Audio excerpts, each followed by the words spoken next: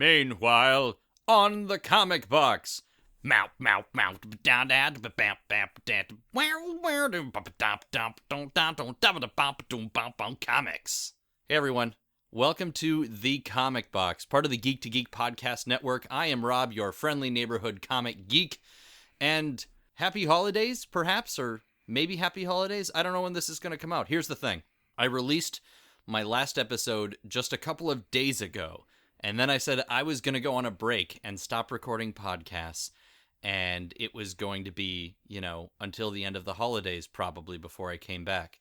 And then this guy showed up and fired me a text and said, hey, what time are you off of work today? I'm in town. I missed my connecting flight. I need a ride. And I've been trying to get this guy on this podcast or any podcast for a very long time, and he's finally here. So this happened. So I don't know when you're going to actually listen to this, but that's the long way of saying, hiya, Fletch. Hey, Rob. How's it going? Pretty good. My publicist still advises against this, but all for you. To the comic book fans out there, Rob and I, we are the Ross and Rachel of comic books. So that's fair. Fletch was one of the few people in college that I ran into, as well as Liam and Ray, who have been on the show before, who, actually read comics and got into comics. But you were certainly the first one. So it was the first time I actually ran into any sort of kindred spirit who I could actually talk to about comics. And then I guess my favorite thing you and I did that was comic book related is we both worked loading trucks together during a very awful summer.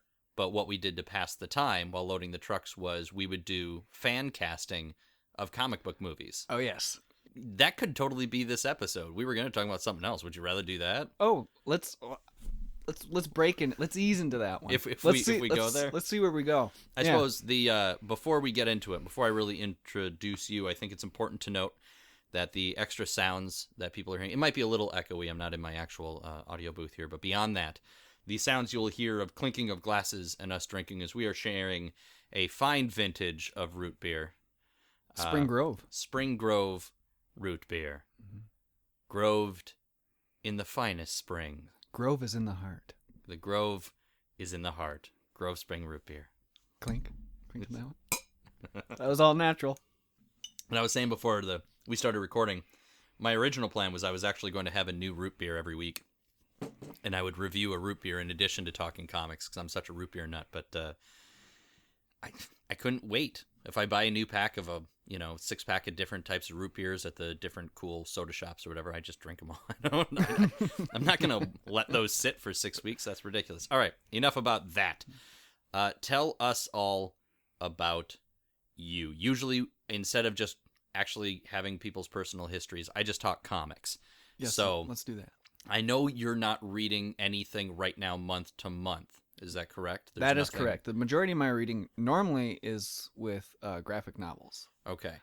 We've talked about this in a previous episode. When you say graphic novels, you mean trade paperbacks, not actual graphic novels. Well, I suppose graphic novels. No. Both. But you know what I mean when I say that. I know what you mean by that one. But no, both on that one. Okay. Trademark, both. But so let's say if you were going to talk to somebody who doesn't normally read comics, or if you wanted, well, heck, just in this situation, if you wanted to identify yourself to another comic fan, or somebody who most of my listeners aren't month to month comic fans either, they like sort of knowing what's going on and might pick something up, but to identify yourself to them, mm-hmm. What would you say are your top 3 then trades/graphic novels? Well, if you have not met me, I am a huge Batman aficionado. Batman is my end all for everything. So of course I would just rattle off 3 Batman storylines right off the bat. Do it. That's fine. Well, Long Halloween. Okay. Forever, always the best. Okay. Just essentially the best for me. That actually surprises me. Okay. I would have put you at year 1 as your top. But that's the thing. Depends upon which month you catch me right now. Since it's the holiday month, okay. Long Halloween. Okay. Go back to the summertime or anything. Yeah, year 1 is definitely in the running as well, too. Killing Joke, also huge influence. Okay. I just love everything about that. But if I had to branch outside of that, I was really intrigued by American Vampire. Oh, okay. I've read the first, I think, 2 volumes of that. I've done the 2 volumes as well too. How many do they even have? That's the one thing. There's a lot. It's been out for a while, and then I think they did a side one as well, like a side series. What's your take, 1 or 2? I actually think I like 2 a little bit more. I like the one set up the world and everything. Yeah, and it's just to establish the character. Yeah, but 2, I was just like, wow, they're really pushing the stakes. And I just thought like the artwork was a little bit more concise. Like they actually knew where they were going instead of trying to set everything up. Mm-hmm. So I loved paying attention, but I don't even know who drew that one, now that I think about it. But no, I just really responded to American Vampires. Like, what a cool premise. I just really like that because I wanted to see more Western takes.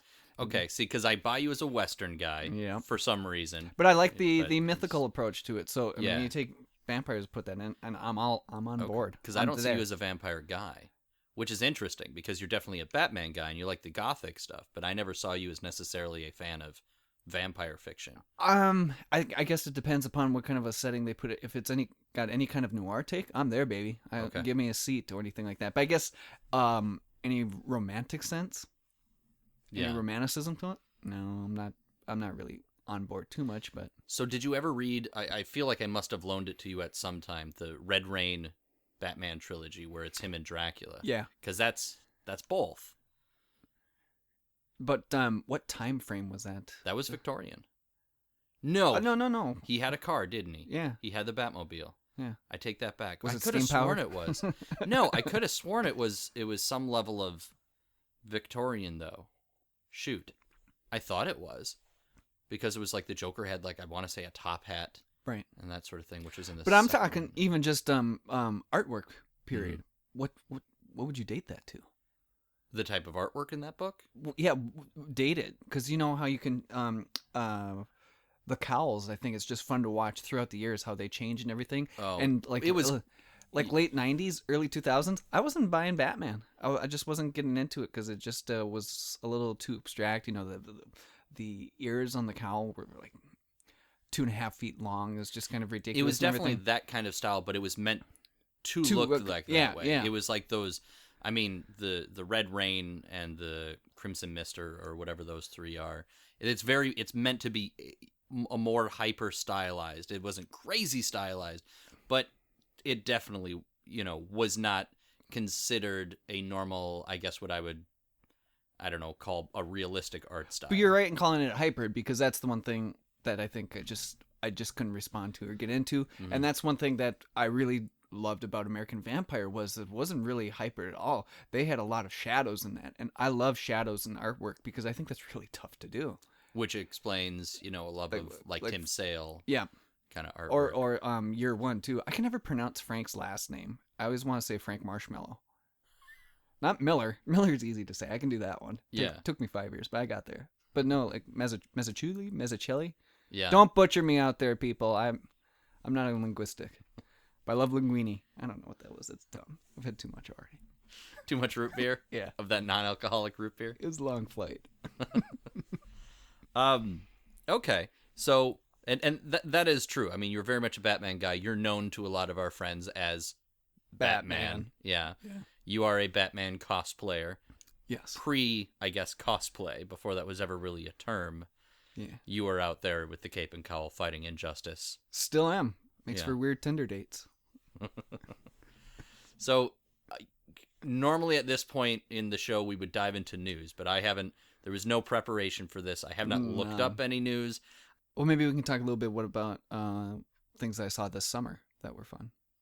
I think I can officially say them because I wasn't even working on it. What are you talking about? I know, it was pretty, wasn't that a good sell?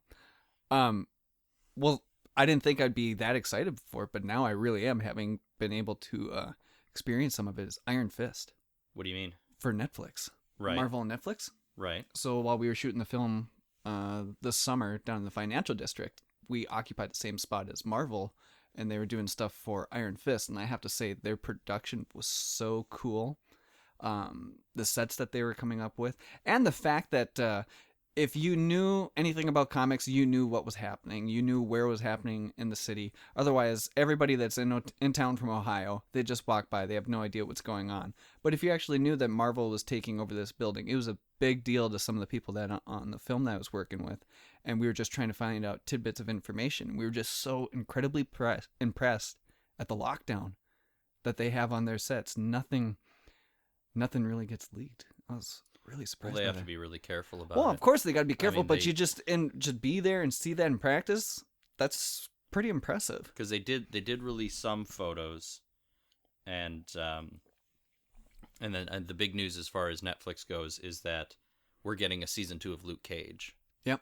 And that I believe the showrunner of Iron Fist is also going to be heading up the Inhumans, which is coming to ABC. I don't know. I haven't seen anything yet on Legion. Isn't that happening on FX? Yeah, no, they have. They've released some of the. They might have released a new trailer. I mean, they did the big. Oh, they've ones released for the trailers for it Comic-Con. already? Mm-hmm. My gosh, cable must be wonderful. Write me, friends. Tell me how it is. No, it's just YouTube that they've released trailers for it. No, I say we just kind of dive into our topic of the week. How does that sound to you? I'm all for it. Okay. Would you like to do the vocal break for our topic of the week? Okay. Go for it. What am I doing again? Am I doing the theme song for it? Yeah, call it Okay. the theme song. That's all right, fine. all right, let's do that. You radio peeps and your thing. Breakity break break. That's it, huh? Yeah, it's pretty quick. Wow, that was good. I'm so excited to get into it. That was topic of the week. So I figure the thing that you and I can definitely talk about on short notice is the library. Because you were kind of the first one. Now, when I was growing up, I used to go and get loose comics at the Hennepin County Library in Bloomington, Minnesota. Mm-hmm. They had a basket just sitting on the floor in like the kids' books section with old, usually ripped, beaten to heck comic books. Mm-hmm. And they had the giant Hennepin County Library sticker on it. And you could check out a handful of comic books when you went. Where did they put the sticker? I mean, was it ever on like part of the artwork? You're like, I what's behind that? I'll bet you I have at least one still in my comic box right now. I can show you, but it's on the cover straight along the bottom, just like you would see on a normal book. Mm-hmm. Is it covers on the bottom and wraps around to the back? It's just a big thing that says Hennepin County Library on it, and sometimes there'd be a stamp or something on the front cover as well. So it's not like they'd be worth anything, even if they were a rare comic. But that was my introduction. There were no real trade paperbacks at that point, and if there were, they didn't have them at the library. Mm-hmm. But it was talking to you, I think after you moved to New York, which Fletch lives in New York. More so survives. We did such a over great live. a great job of covering your backstory. Yes. You read Batman. All right, let's move on. Yep. That's it. We're He good. kind now. of is Batman. Yeah. There we go. Let's do it. Good, that works. I'm wearing pants. That's all you need to know. I'm not. I am. No, it's like you have a utility belt. Always. Yeah. You don't? The man owns his own utility belt. It's fine. No, but it was when you were in New York and you're saying, "Oh, I'm just finding all sorts of great stuff to read. I just go to the library." Now, Yeah. granted, it's the big old Ghostbusters Metropolitan Library or whatever that you could go to looking for comics. And the fact that there's comics in that building is fantastic. By the way. yeah. But that's how I discovered the original, but the first run of the New 52 Wonder Woman, which I thought was fantastic. It's how I discovered Lucifer. I was reading Lucifer, yeah. all from the library, and several other series. I mean, the series I'm reading right now, Giant Days, that I'm enjoying, that was just a random library pick. American Vampire was a library. Now, those are through That was exactly a for me, too. digital app called Hoopla, where I'm able to check out from their e-library Yeah, you were telling me about that the earlier things today. that they have there. And I've read a ton of stuff that way. But tell me how you got into doing that. Like, were you able to do that as a kid? Did they have comics at your local library growing up? Hardly. At the local library, the titles that they had were very, very loose. I mean, there's some that I don't think are going anymore. I think one was probably like, I don't know, Shirley Temple meets Godzilla. I don't know. didn't make any sense. I do remember the one that stood out is the No, I'm going to stop you. Let's go back to Shirley Temple Meets Godzilla. I don't care if this actually exists or not. Tell me the plot of Shirley Temple Meets Godzilla. Basically it's the plot of The Good Son, Mm-hmm. but Godzilla is Elijah Wood. Macaulay Culkin is Shirley Temple. Oh, fantastic. Yeah, I that's think all I that's needed. great. That was a good pitch. Thank you. That was a good pitch. I'd actually watch Here's that. your Ron Howard set to direct. Oh, no. It'd be like Reverse Pete's Dragon. Mm-hmm. Yeah, clearly. Okay. Sorry. You may continue now. Well, I remember the one cover that stood out, and I don't even think it was part of any storyline or anything. I think it was probably Barbara Bush's Don't Smoke Eggs campaign or anything. It was when Spiderman, Power Man, Luke Cage, whatever, and Storm took on Smokescreen. Yes. It was the educational comic. Yeah. Where it showed the kids running track. Yeah. Right? And Smokescreen was a character that just represented cigarettes who would spew smoke at kids. Oh my! Great villain concept though. It's Yeah, went right for the heartstrings. Right for the lungs. Right for the lungs. I remember that comic existed in, boy, was it The Office where I used to get allergy shots as a kid? Or maybe it was like my dentist, but it was totally a doctor's office comic book. That's fantastic. that's how I was introduced to Luke Cage. You know, that's probably also the first time I ever saw Power Man. Yeah. I knew Storm. I was like, wow, Storm. Because of the cartoon. The cartoon. So you knew her her silver kind of like Tina Turner backup dancer 90s outfit. Yeah. But then you look at this comic with Storm and it's the more kind of like, it looks like a set piece from the Lemonade music video. Because, you know, it's just like the mini skirt and tube top that she's wearing with the black cape. It's like, Storm, my goodness. Okay. Yeah, Not the only thing. The villain's not the only thing smoking in this comic. Hi-yo. But yeah, that's what the library had. Shirley Temple and then about 18 copies of Spider-Man versus Smokescreen. Okay. And that's it. So, no, I had to go to the Paul Bunyan Mall in Bemidji, Minnesota. And what was that bookstore's name?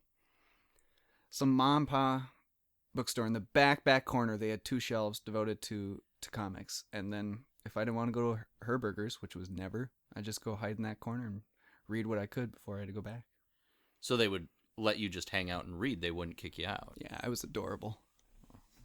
Therefore, you were allowed. See, because we had a Schindler's in Bloomington. Schindler's? Yeah, so it was mostly newspapers, magazines, baseball cards. They had an adult section in the back, all right. Mm-hmm. And then you had comic books, but they actually carried monthly titles and stuff like that. And that's where I bought my first comic books and got into Green Lantern and, Spider-Man during the Clone Saga, I guess. But that was also the time where you could get them delivered straight to your house. I mean, I'm sure that still exists now, but I mean, you could literally fill out, cut an order form out of the comic book, ruining Did you ever your order comic. anything from the comics? You know, because they had like a magic trick kits in there as well too. I was always impressed by them. So I always liked them, but I never ordered them. Okay, no, but we had, I think one of my brothers subscribed to X-Men. One of my brothers subscribed to, boy, what was the title that they got? Each one of us was able to get a comic book. Uh-huh. And I got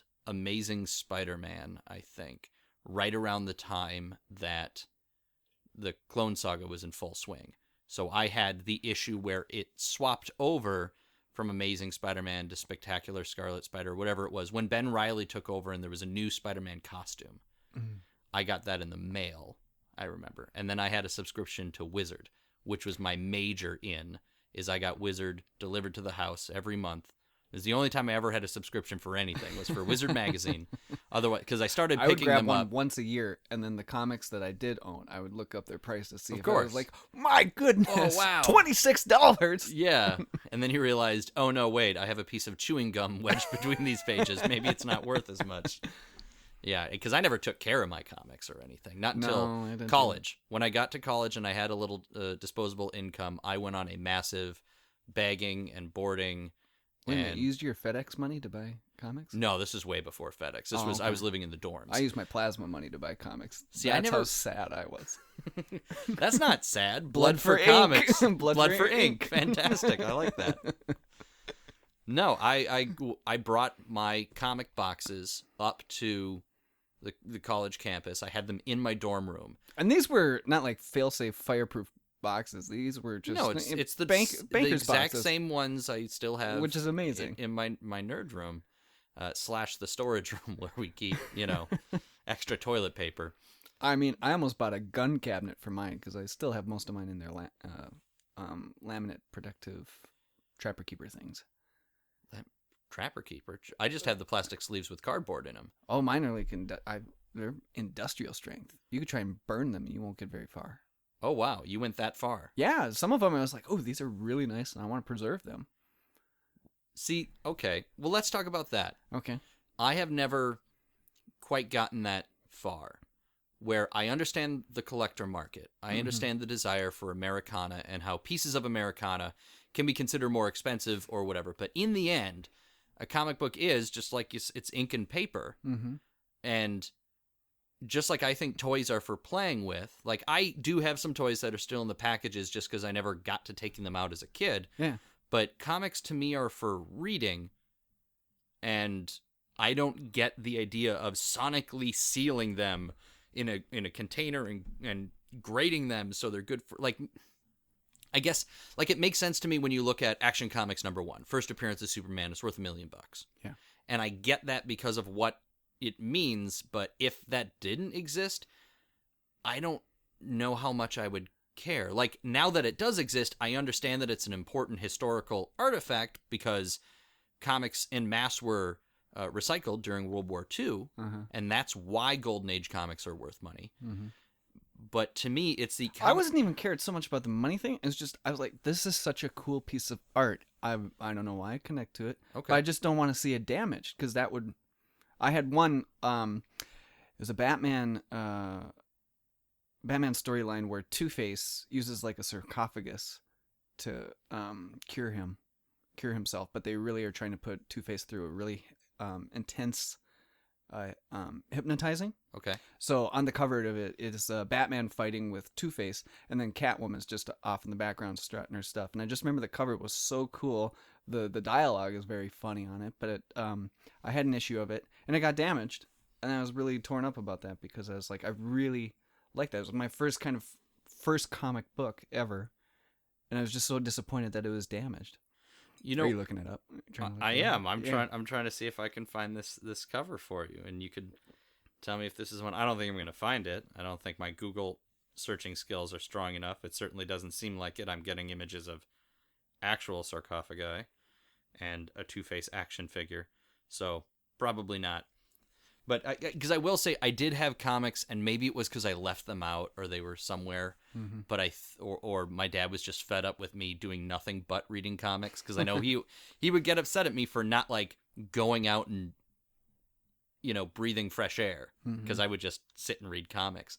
So there was some that I know just got shredded or torn up or just got handled so roughly that they ended up getting ripped up. And I remember being upset about that. It was like, hey, like as a kid, I was collecting those, just because I'm buying every issue of the run, and I can't bring myself to do that now. I want the stories. I want to be able to read the stories just like I want to be able to watch something on Netflix or whatever, but I don't feel the need for most things to own the DVDs of something I don't feel I'm really going to come back to, which is why digital comics now are much nicer, and especially why, to bring it back around, the library is so nice, because there are comics that I want to read that I am nearly positive I don't need on my shelf. Right. Because there are certain stories that I know I'm going to go back and read. And it's kind of the stuff that you asked for when it was like, hey, I got work to do, do you want a comic or something to read? You're like, yeah, give me that one with Batman and the White Martians, which was the JLA New World Order storyline, which is fantastic, by the way. Yes, good Batman story. Just great Batman one-liners. Yes. They're the ones that it's like on par with just Justice League. Yeah. The cartoon Which series. is interesting, because as much as I loved how Grant Morrison wrote Batman and Justice League, I never actually read his Batman stuff. I read a little bit of Batman R.I.P. Yeah, but I never read his actual run. Did you? Just the Black Glove kind of storyline. Okay, and how was that? I that was okay. I thought it was an intriguing premise. I liked that it was more of a cerebral battle storyline. Is that the one where he goes Batman of Zur-En-Arr or whatever. Yeah. And you find out he Put up subliminally defense, gave himself put like the Pokemon symbols around Gotham to help register. Yeah, like he had a plan for when he would go insane and lose his own identity and create. But then like the Joker becomes the most sane character in the whole storyline. That's interesting. I do like when people do different takes on the Joker, which is a thing now, I think, in the New 52. Yeah. One of the most recent revelations is that there's more than one Joker. Have you heard about this? Yes, I have. Thoughts? I mean, I guess it's new territory, so I can't really comment on it right away. I don't know. I've always loved the Joker mythos. Like, Killing Joke nailed it. Just if I could have a history, I prefer it to be multiple choice, or a past be multiple choice. I love that. I love the we'll never know his name or anything. And then the '89 Batman came along and they gave him the name Jack, and I hated that. Always hated that. That was my one gripe about that movie. Is Jack Napier? Yeah, Jack Napier. And then, of course, they had him kill his parents. Yeah. Stupid. You know, speaking of Two-Face and '89 Batman, I know I covered this in the last episode as a news piece, but I just thought I'd throw this at you because I think you'd enjoy this. All right. '89 Batman, Harvey Dent Billy D. Williams. He is returning to the role. He is getting to play Two-Face, the voice of Two-Face in the Lego Batman movie. I mean, and it's that type of attention to the fandom. Yeah. Because everybody's like, what would a Billy D. Williams, like, could he have pulled that off? Absolutely. You think so? Yes. I think he really could have. And it would have been, I think, and I don't know this for sure, but that also could have been the first time that you had a major recognizable comic book character portrayed in live action as a different race, which now is all sorts of a thing that people get up in arms about. I mean, we were pretty young in 1989, but I don't remember. I remember I probably didn't recognize it as a child seeing it. I might have recognized the name Dent or something, but I probably didn't put two and two together because it was a black actor. And in my mind, you just see Two-Face and you see him already disfigured even. Oh, I knew at that point. I was... Well, I remember that they announced Two-Face for Batman Forever. And at that time, I was, I don't know, 8 or 9. I know I worked that summer to earn money to go see it. And when they announced that Two-Face was the villain in it, I was like, that means it's going to be Lando! This is going to be awesome! Lando Two-Face? Yeah, Lando Two-Face. And then the one thing that I think is even better, that's kind of a little bit meta. Is this time sponsor break? Sponsored by Chicago. Was it Tube and Iron? But no, what is the key essential ingredient of Billy D. Williams? Smoothness with a V? Yeah, but where is that V located? Under his nose. That mustache is incredible. Okay. And I thought, now that I think about it more and more, how awesome would it be to have live action Billy D. Williams Two-Face to go Cesar Romero Two-Face? Like keep the mustache on, but cover it. The burnt mustache look. Yes. Yeah, okay. Yeah, that'd be interesting. But it's those sorts of things that you can go to the library for now, is go and get those old stories and those... I'm sorry, I had no good way of making that transition back to the library. I admit it. I have no good transition there. Billy D. Williams...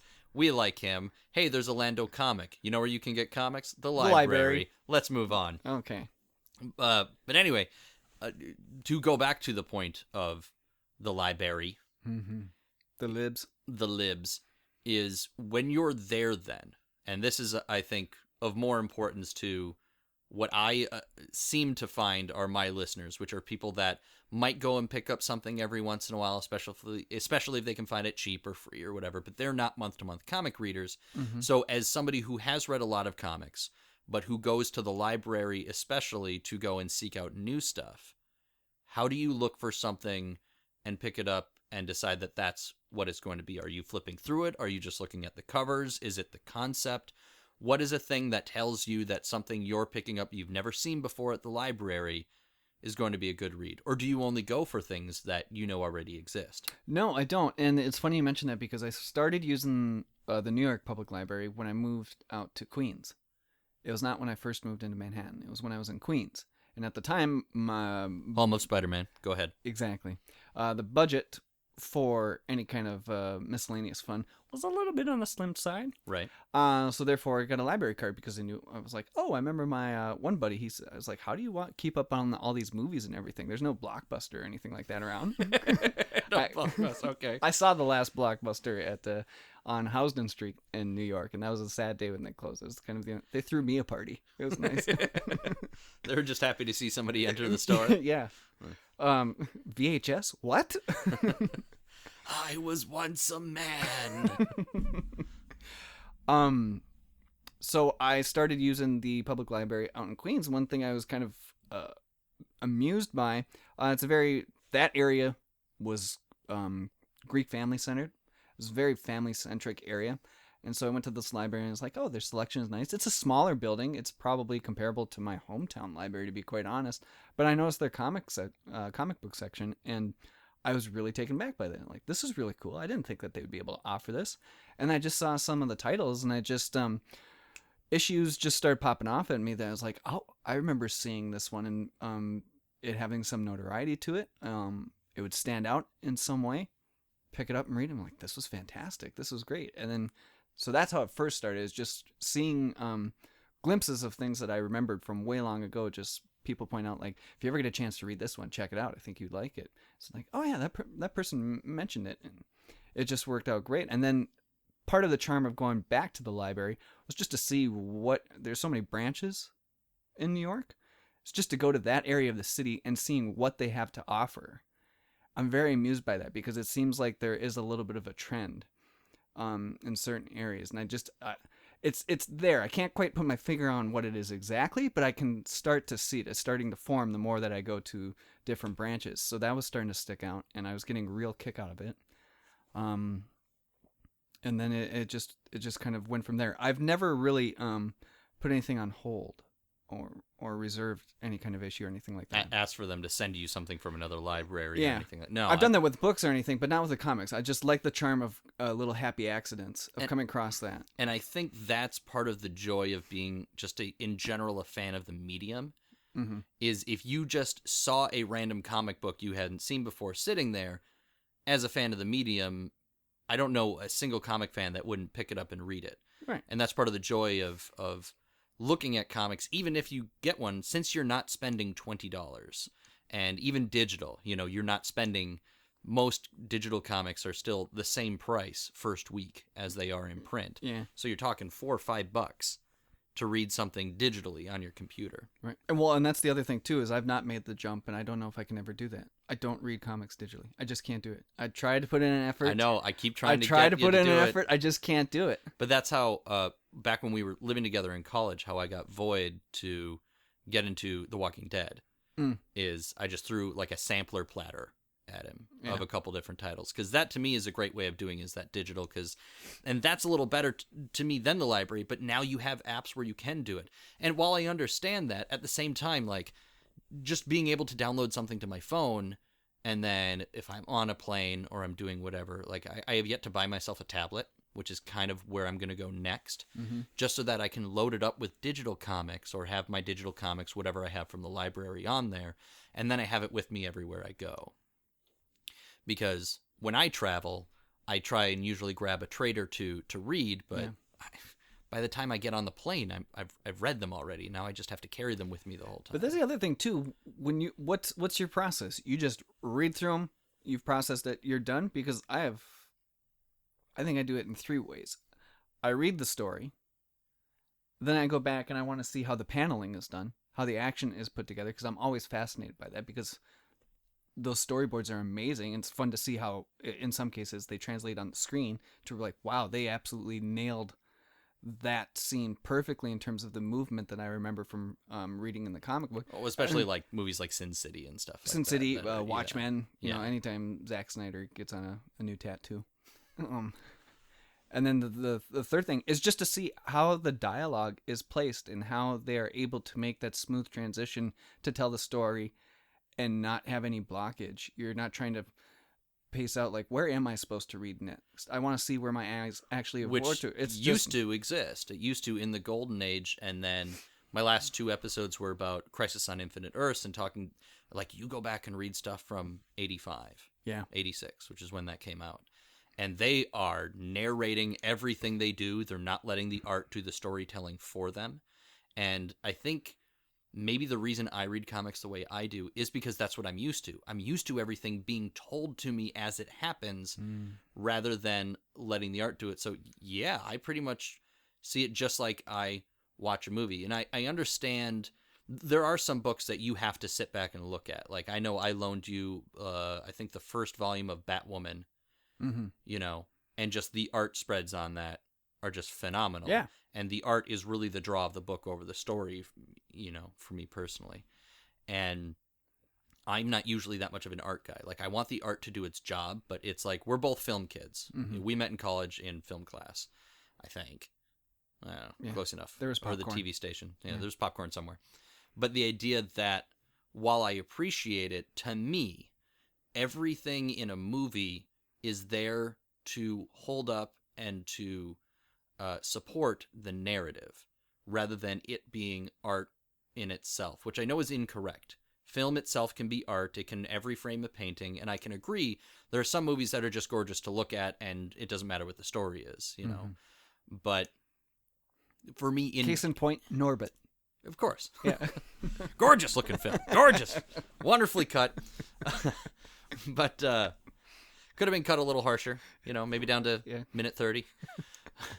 But just that idea that, so when I'm reading a comic book, I like when the art matches the writing style. You know, like you have Matt Fraction's Hawkeye run. I don't know if you ever read any of that. It's much more simplistic art, but it works because it's a lighter, more comedic take on the subject matter. And I think that works for the comedy aspect because Hawkeye's got the smart remarks.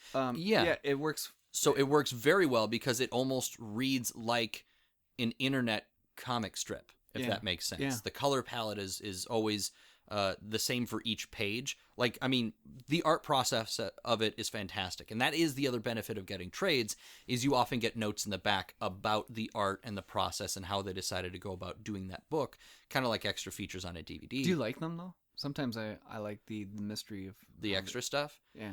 There are times I don't pay attention. In general, I don't go back and read scripts, which I kind of wish I would take the time to do it because I'd love to get into that at some point, I'm sure.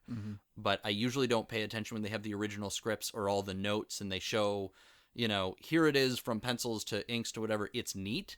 I generally, I might go through it the first time I read it. But in the Matt Fraction thing in particular, in that Hawkeye run, is they talked about color and the colorization, and it's just that thing I didn't notice the first time I read it, where it's each page has one color. And the whole thing is based around that one color for that one page. Yeah, and it's just this very cool idea of how they do their artwork, or did that artwork. That series is gone now on that particular book. But I like finding out those little things, and that's what trades allow you to do. But in the end, I'm in it for the story. So I don't go back and look at it as storyboards. I mean, if I go back and reread it multiple times, I might get a better appreciation for it. And certainly the point I was making with Crisis is comparatively. Like, you read a comic from 1985, or you go back to the Golden Age where they have to give you arrows to tell you which panel to read next, and they have to spell everything out. You have an omniscient narrator the entire time, also telling you what's happening in the panel, even though it's there in the panel. Yeah, exactly. And so now art has a larger role, I feel, in comics. The art is obviously progressed a lot and that sort of thing, but I will take narrative over it all the time. And I say this on the show all the time, I feel bad because I will talk about books and I will say, like, the Matt Fraction Hawkeye, and I'm not mentioning David Aja. It's AJA. I don't know how to properly pronounce that. Marshmallow.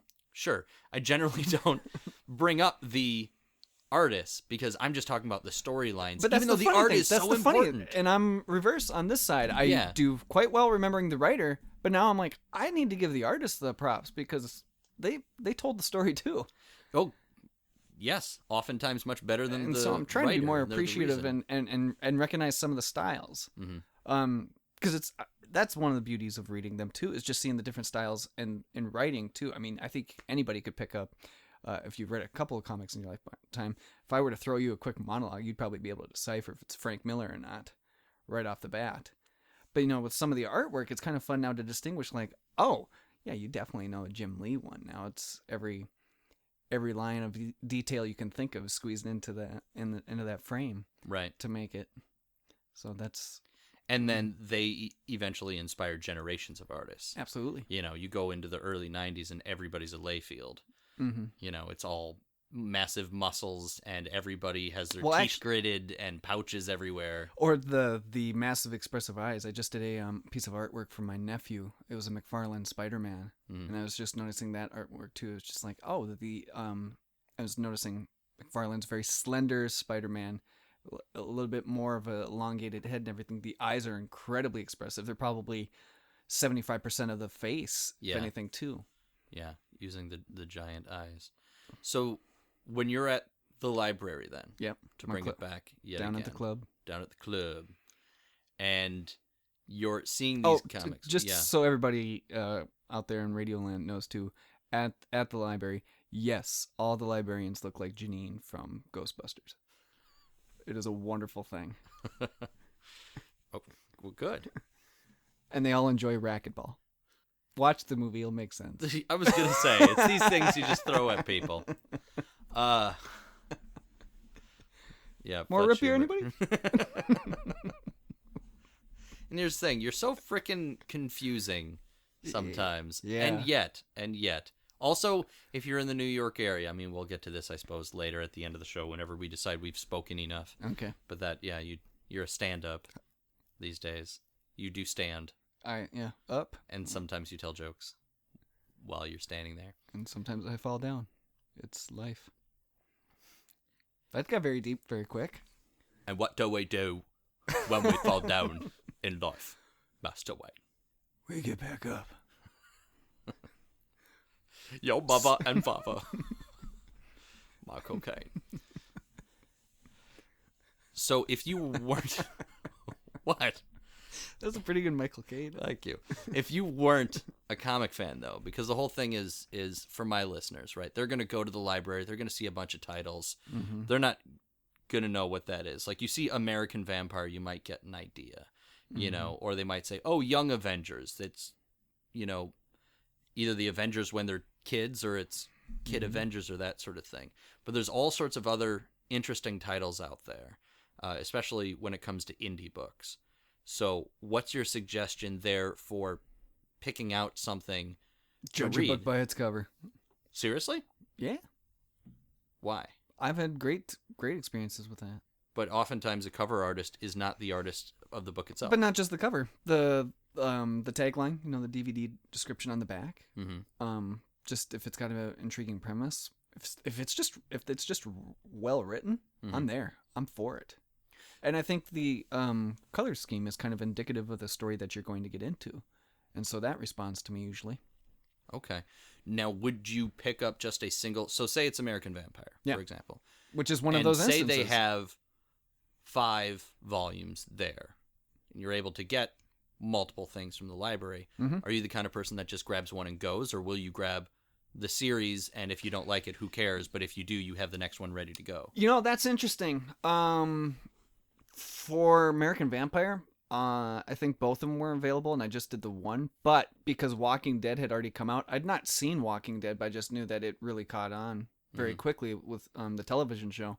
They had volumes 1 through probably 6 available.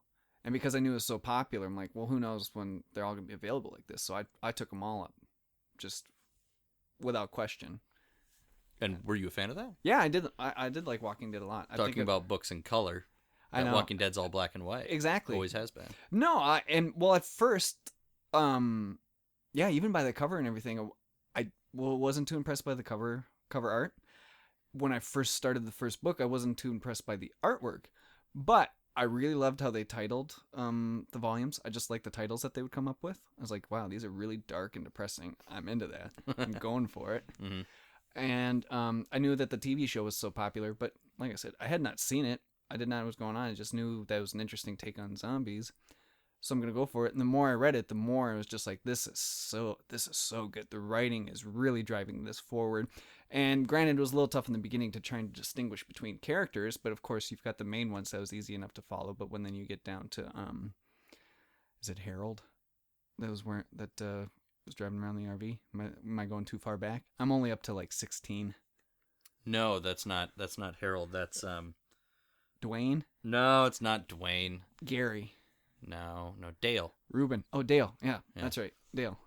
What are you just throwing out American Idol contestant names? How's Gary doing? Is he still on tour? Whoever Gary is. Oh man, his rendition of Old Man River still makes me cry, especially when you consider the whole thing. Keeps me rolling on. The whole thing was Peruvian throat singing. Oh yeah, that's tough to do. I don't know that that's Peruvian. That's not Peruvian. Peruvian isn't it's the Peruvian flute bands. What am I thinking of? What's the throat singing? I think somebody's got been smoking too long. No, what? You just like being that guy. You just like doing that. It's kind of fun. I know it is. So, are there any? Well, here's the other one I was thinking. The other place I was going to go with the whole library. When there's a new movie coming out, right? Because you have general comic book knowledge. You would be a general level sort of comic book geek, where I could say Crisis on Infinite Earths, and you have a general idea. You know what I'm talking about. You can say, oh, it's when Barry Allen dies and Wally West becomes the Flash and whatever. Yeah. And, I could even say things like Flashpoint. Yeah. And you would be like, oh, that's the, different timeline, the alter. Yeah. Right. Barry's mom's still baking cookies. Right. So delicious. Yeah. Delicious too. Frosting on both sides. It's ridiculous. You wouldn't think that'd work, but it's great. Those Allen Monster bars.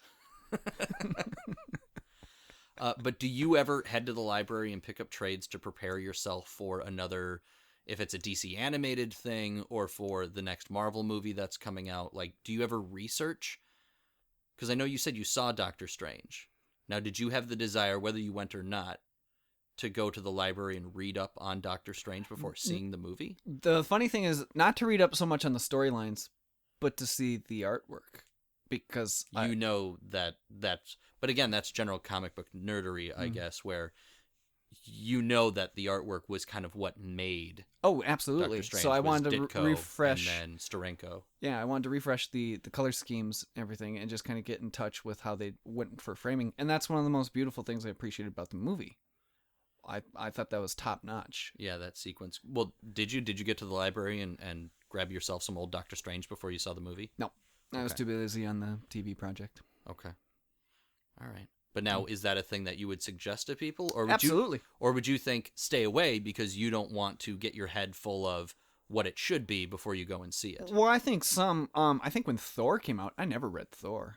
Never once. But I really enjoyed the movie. Because I thought that, was that Marvel's second? No. Well, a second character? No. Didn't they have Iron Man? Well, Hulk and Iron Man. Okay, yeah, you're right. Well, I'm guessing. I guess I'm reiterating the more successful. Okay. Marvel movies. Yeah. Maybe. Well, I suppose it was the third one, wasn't it? Because it was end of Iron Man 2. Yeah, when they did the reveal at the end of the where movie. they revealed the hammer. Yeah. And then you had Thor, and then Captain America: The First Avenger, and then you had the Avengers. Yeah. But yeah, it was really after Thor. Never read it. Never really got into it, but I did enjoy the movie, and one of the things that stood out again was the visual dynamics of the film were top notch. So I'm like, I wonder if that what they took from the comic book. Mm-hmm. So then I went back and tried to read up on a few stories. What'd you pick? Did you get like the Walt Simonson? Yep, exactly. Stuff? Mm-hmm. But I would like to see yeah, more recent takes because I have not seen any. Oh, you got to read Jason Aaron's Thor: God of Thunder. Is phenomenal. The first 2 volumes of his Thor book is absolutely incredible. I don't know if it'd be quite up your alley, but it's... Is that when he's a horse? No. It is epic storytelling. The idea being he's treated as a god, as a mythical... Oh, yes. I talk this up all the time. Mm-hmm. And now they have the whole female Thor storyline going on, which is fine. I have no problem with the idea of a female Thor storyline. It's just they brought it much more down to earth, which was kind of the opposite of what I was digging from that Thor storyline. But now Jason Aaron is also writing the new Doctor Strange book and did kind of the same thing. Okay. And pulled him back from being this massively powerful mystical figure to where he did a storyline where almost all of magic was destroyed. So now he's just like trying to figure out what to do. Yeah, and how to do any type of magic or defend against any type of magical That color threat. scheme, I bet, is going to be kind of cool.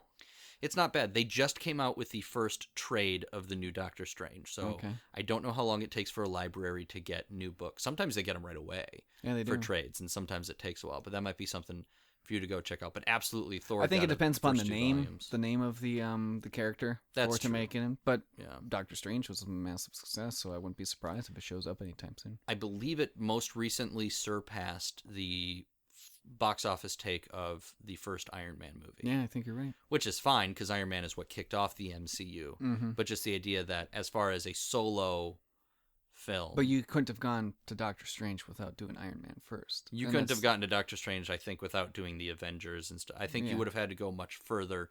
Otherwise, you would have ended up with like a David Hasselhoff, Nick Fury TV movie level. You know, like the Generation X yeah. TV movie. Doctor Strange as played by Tom Skerritt. Fantasy casting. Boom. I have no roasted. idea who that is. Viper from Top Gun. Okay. He's loaded up on your phone. I just want you to. I just want everybody here. You say yes. So I Yes. can look up Viper Tom from Skerritt. Everybody else in Radio Plan, take out your phones. Tom Skerritt. All right, here we go. You may remember him from such instant steamy classic thrillers as Poison Ivy. Yes. Top Gun. No, I give you an instant yes. Okay. I look at him, yes. That's the That's kind, the- because that's the whole thing. While I didn't mind Benny Batch as Doctor Strange, like that was fine casting. I would have loved for it to have been an older dude because you get the sense of What if they it would have having got been Clooney? somebody who did it.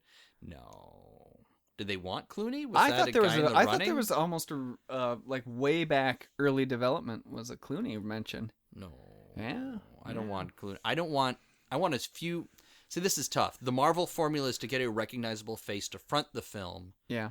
and have a very generic score. You don't really play any things with your music.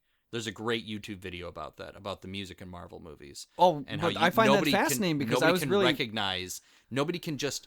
If I asked you what the Batman theme, okay, never mind. If I asked you what the Superman theme is, Well, the Harry Potter theme, but nobody or can even say the Wonder Woman theme, which they're really emphasizing. I know the Wonder Woman theme now, both Linda Carter's and just Gal the Gadot's. dum dum dum ba dum. Yeah.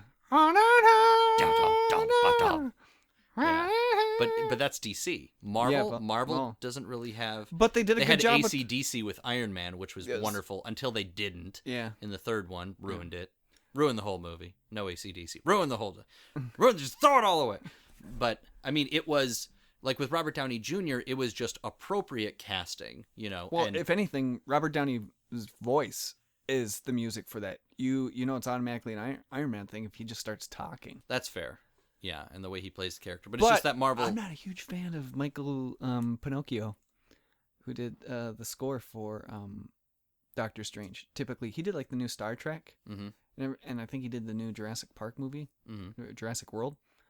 I think he did the music for Lost. Granted, I'll give you like Lost. Okay, that was all good fun and everything, but like the new Star Trek stuff, I wasn't that big of a fan of.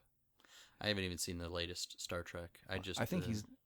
Well, you saw the first two new ones, right? Like I Star think I Trek saw the Into- first two. Into- Because the second one is when they crash the Enterprise into like New York City or wherever it's supposed I thought to that be. was supposed to be Peter Weller's ship. What? I thought it was supposed to be the other ship that was chasing them. I don't know. The Enterprise gets destroyed in every Yeah. Star Trek movie. The point is, I wasn't a huge fan of either of them. Just, No, I know. wasn't either. but as far as the movie goes and the Marvel goes, is they have those recognizable actors. But I think it's times with like Thor, where did anybody really know who Chris Hemsworth was before Thor? Like, and that was, in my opinion, Or perfect. Taylor Swift's boyfriend, Loki. Okay. Yeah, Tom Hiddleston. Yeah. Yeah, there we go. You know, I enjoy those, but it is that they throw in So recognizable bad they just faces. called him Taylor Swift's boyfriend. So bad. I know. Tommy, if you're out there, apologies. By the time this episode comes out, he won't be. I mean, come on, that's mean. We can't identify him that way. Did you ever see the video of him auditioning as Thor? No, I The remember YouTube he did video? that. Is it good? He's pretty ripped, man, and Yeah. he's throwing around the hammer, and yeah, I don't know that he would have Just not done the role justice, but just not enough Hemsworth in him. just not enough for the Hemi. Mm-mm. Weren't we Poor talking guy. about libraries? Yeah, we were. Oh, preparing And for Billy D. Williams. And Billy D. Williams. So I hear Billy D. Williams hangs out at the library because he has nowhere else to go. I just keep thinking Arrested Development. He's just an acting coach. Everything, we put it in there, get a good soup going. Actually, I'm hoping that Billy D. Williams is working at one of the local saloons near my place in Harlem, just like in the Ladies' Man, and I can buy some pickled eggs. I want Billy D. Williams to just randomly be hanging out in like a bar in the middle of wherever in Guardians of the Galaxy 2. You know what? He's got the mustache, Billy D. Williams, as Doctor Strange. I'm okay with that. Sure, why not? He's already can be got the cape. Make him Just make the different color cape. Make him the new Blade. Oh, that's interesting. Billy D. Williams is Yeah. Blade. But as far as upcoming Marvel things then, right? Because we have Guardians 2 coming. We have... What'd you think of the trailer? Oh, the new trailer for Guardians 2. That's the other thing. That happened right as I was editing my podcast, and I didn't take the time to go back. It looks Chris Pratty. Yeah, there you go. You know? It's very... Look, it's Chris Pratt doing more stuff and everybody having fun. And that's, I think, the big reason that Guardians did so well. And I think we'll do ridiculous money this time. Just like, I'm not going to throw out a number to try and predict. It's going to do But I think massively because massive props to James Gunn on finding the balance too. well, with with working with Marvel, with working with especially Marvel. because I hear the studio, so many directors were like, I'm out just because they're sick of working with the studio telling them what they have No to comment do. because I would like to work for you, Marvel. Well, yeah, who wouldn't? But no, it's because watching that trailer, you can tell that everybody is having fun. Yeah, on that the sense of fun set. of that. It's almost become millennials Indiana Jones. I'll give you that. Pure escapism. Yeah. Pure Yeah. escapism. Well, I mean, And that's all of Marvel, but just that in particular. And that's why everyone's so excited to see Spider-Man. Yeah. Is because... Which I still have gripes about. I'm not a huge fan of the crossover. I love Michael Keaton, but I'm kind of heartbroken that he's taken on the villain role. Of him being Vulture. Yeah. Of all characters too, Vulture. I think, if anything, Michael Keaton, Norman Osborn. I agree. I mean, how can you not But see they've Beetlejuice done it too many times. It's They've true. done the Green Goblin far Well, too no, often. we're not counting Andrew Garfield's little student film project that he did with Jamie Foxx. In Electro, because I mean, Yeah. well, who else? Who that else was just is the that was big just Spider-Man a villain, bad though? acid trip after Burning Man. That movie. Yeah, but but I mean, like Carnage, you know, like they already did Venom and Oh, they did it wrong. They rumored So- Carnage. Is Carnage showing up in this one? No, I'm just saying, like, Because I if thought you, Keaton was rumored to do that before they said no, he's being Vulture. I have absolutely no idea. It's just the idea of you're saying why the Vulture, and I'm like, what else do you got? They did Rhino, not very well. They did. I now, to be fair, I have not seen either of those Spider-Man movies, and I know that makes me a bad comic fan. It just I don't know. It, like they came out, and I was like, oh, they put out more Spider-Man movies. I don't know. Spider-Man 2 is still, I think. I mean, we'll see what Homecoming. They did release a clip from Homecoming. I haven't seen it yet. But while I was flicking through news stories on my phone, I saw that they released the first clip from Spider-Man Homecoming. But I hope that that's going to be really good. But otherwise, Spider-Man 2 with Dr. Octopus, That's pretty good. it's such a tight film. Like, it's done so well. The script is good. The acting is great on all parts. Kind of hard to believe when they see Tobey Maguire and they're like, he's just a kid. Yeah. And you're like, yeah. I mean, he's voted. He's vegan. He's voted 4 or 5 times by now for the presidency, but Right. you know, sure, he's still a kid. But I think it's going to be hard to top that. I just thought that was really tight. You know, Well, they were onto something in Civil War because if anything, oh yeah. they were onto something big time. But again, you have Vulture as your villain. and 'Cause who Shocker. else? Oh, Shocker is going to be in there Mm-hmm. for the ladies. So, what other villain would you have in a Spider-Man movie that hasn't been in a Spider-Man movie? If you had to pick a new or another villain. Craven would be interesting. I will give you that. Craven's Last Hunt storyline. Yeah. But you have to be introduced to your Spider-Man first. Oh, absolutely. That would be a second Spider-Man movie. Well, even if you that'd did be a third. I mean, in those trilogies, you have your introduction movie, you have your good movie, usually second one, X-Men 2, Spider-Man 2, that sort of thing. And then the third one is, we need more lunchboxes. Well, the third one is you have to go back to the heart of the character. First one is we give you your origin story. The second one is we're just going to tell you a good, general Well, we have to put them in the pit. Right. You have to put them in the pit. But the third one is they have to be reborn somehow. Yeah. By the time you complete out that trilogy. So Craven's Last Hunt would be an amazing third film, I think, in a Spider-Man thing, of him clawing his way out of the grave, literally. Mm-hmm. You know what'd be fun is just doing the one, I don't remember which villain he was fighting, but that famous Spider-Man story where he's trapped under the rubble. And he psychs himself back up and just thinks about everybody who's important to him or whatever. It's one of those. That's a lizard one. It might have been, yeah. But if the other thing too, they did the lizard in that first reboot or anything, but just going the animal route with some of those villains. So like Craven. That's true. Scorpion. Mm-hmm. The kangaroo. Do you remember the kangaroo? No, I don't remember the kangaroo. That sounds. Hobgoblin. I really wanted to go back to the well.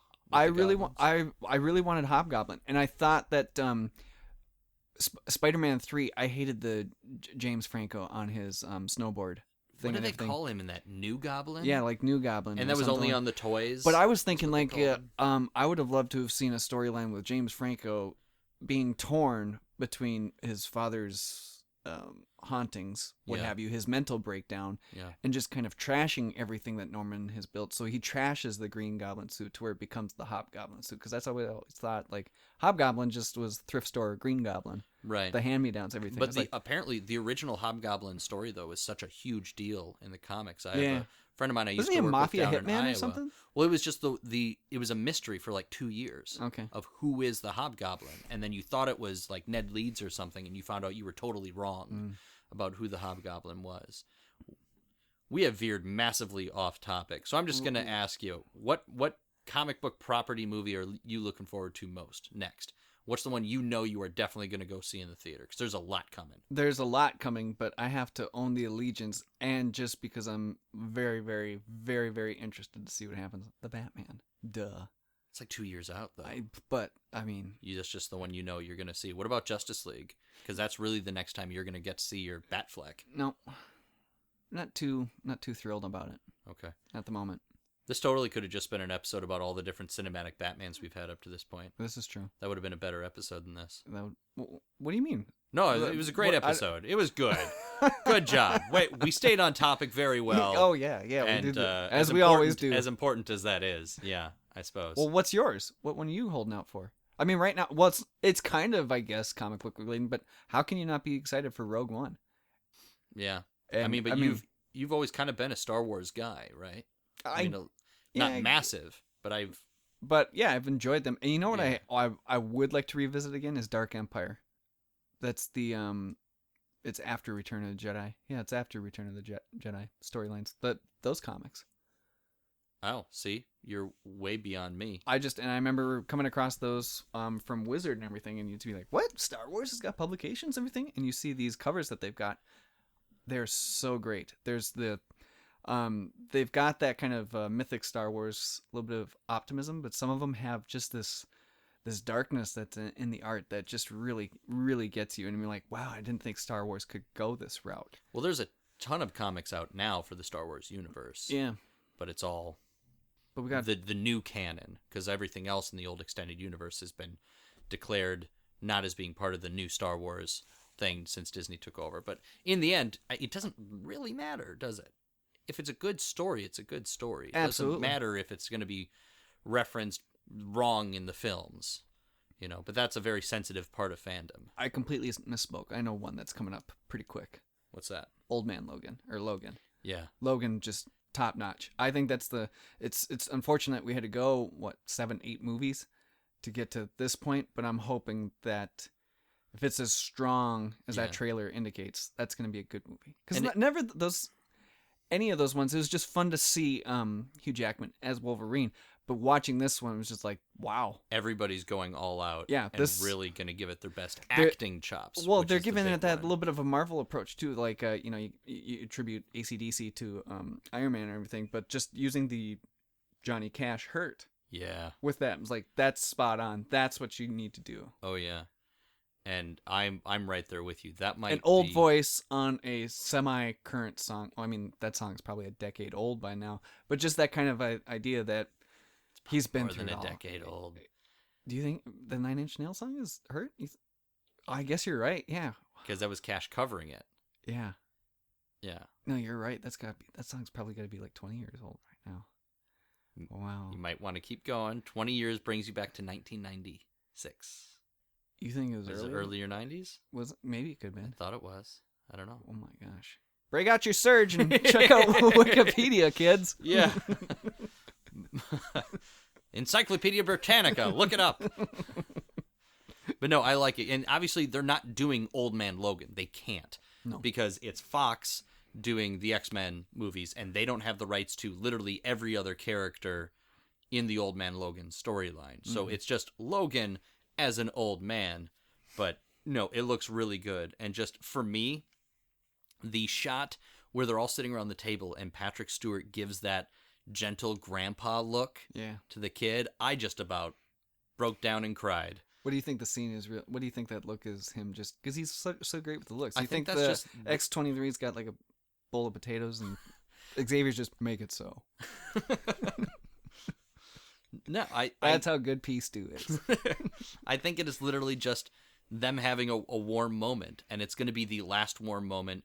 I think like 2 seconds after that shot, all heck's going to break loose, and somebody's going to show up, and guns are going to be firing off and stuff like that. Yeah. Like Well, they're going to they're going to get a slice of that. Do you think Xavier's even going to be real in the movie?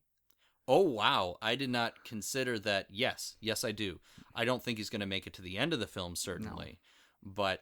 Yeah, well, on this podcast, I threw out some of my theories of his purpose in that film, outside of just being him. The fact that he's in that water tower, which they show the shot of it just being that wide dome, which almost looks Cerebro-ish. Yeah. My thought is he's trying to call out to if mutants still exist. Mm-hmm. When they say mutants are all gone, that maybe he's trying to reach, and that's where X-23 comes from. Yeah. Is I think she's going to be the Hope Summers kind of figure, where she might be the first new of these mutants, and just kind of like people talk about Wolverine being, mutants so long ago before mutants were really around very much, even though we have, Apocalypse and all that sort of thing, is that X-23 might be, this next wave, or she might be the secret to mutants coming back, or because I don't think they're going to play it as her being a clone of a Wolverine like she is in the comics. She's just going to be, I think, a new mutant, not to throw the New Mutant whatever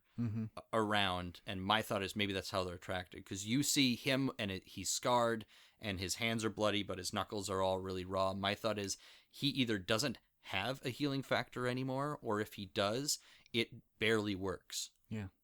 So the theory being maybe Professor X, if he has any power, it's not much. Right. And so I'm looking forward to it. And I think the problem is I'm getting my expectations up really high for that movie. And then they're doing a really solid job, because I think Sinister is supposed to be one of the big bads, and they're not revealing who's playing him. I have my guess at who it's going to be, because just from looking at the cast list, I'm like, he kind of looks like a Sinister. Sure. But they're doing a nice job of keeping the wraps on it. Yeah.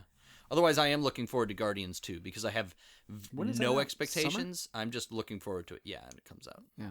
In the summer there, but just the soundtrack. Think it'll be, but it just looks like a fun movie. And I love that they're marketing too, that they're not showing any of Kurt Russell yet. Ego, the Living Planet, and then the other character he's playing two characters. What's the other character? Well, the other one's Fine, spoilers, kids. Oh, I don't. No, that's fine. Spoilers. 3, 2, 1, go. Star-Lord's dad. Yeah, we've said that, but that's not a separate character. They're just saying that's just also who he is. They're not two different characters. So you think the Living Planet is going to be Yes, because that would actually explain how he was able to take his mask off in space without dying immediately. In the first one, is that they're saying he's more important. The reason he was able to hold on to the power gem without exploding. You know, when even Ronan the Accuser had to put it in his hammer. Mm-hmm. Yeah.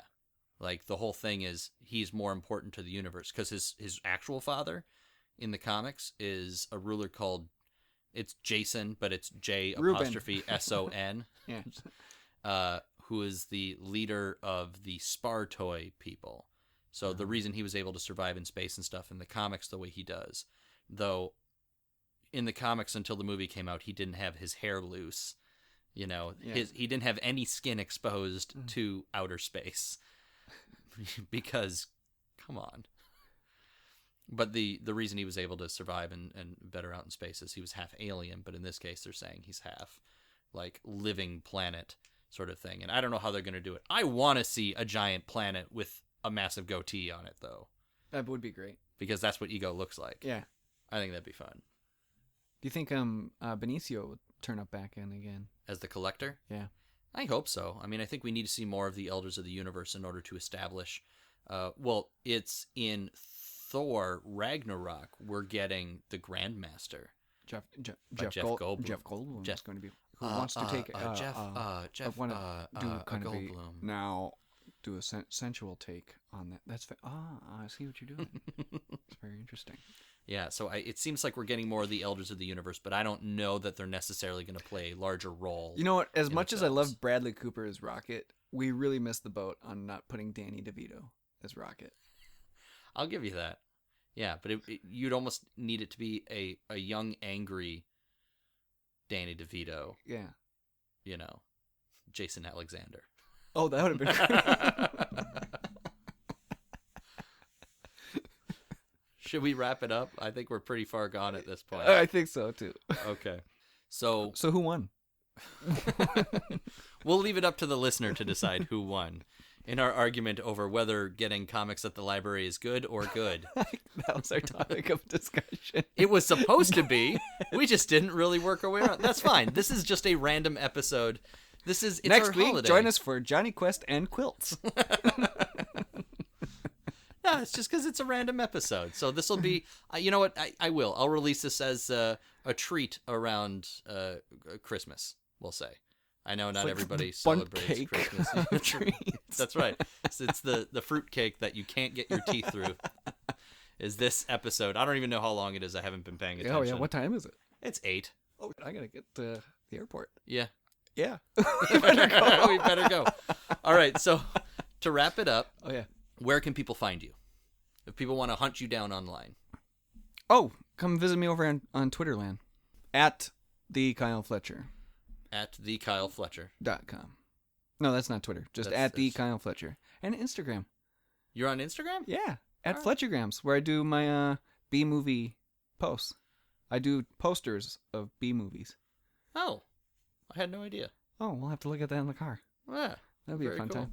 And then come see me in the East Village performing stand-up comedy. Yeah. Do you have anything set that you do?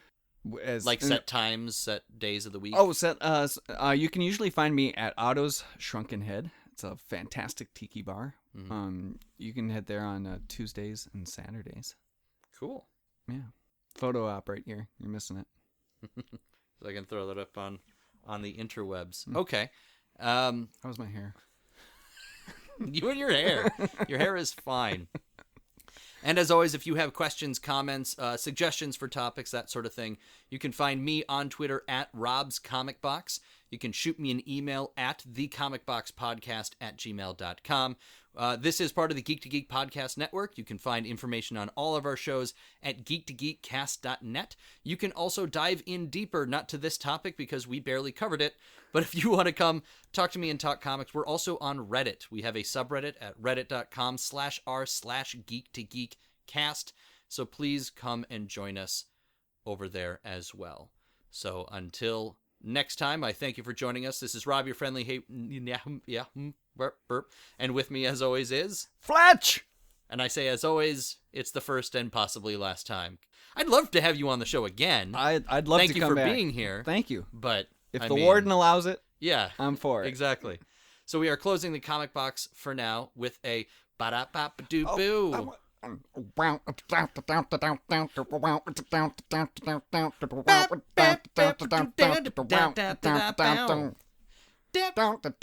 Doing the comic box with Fletch. Saxophone. Fair enough. It's kind of out of tune. Tune that up. Tune that up for next time. Maybe. Tuning wax.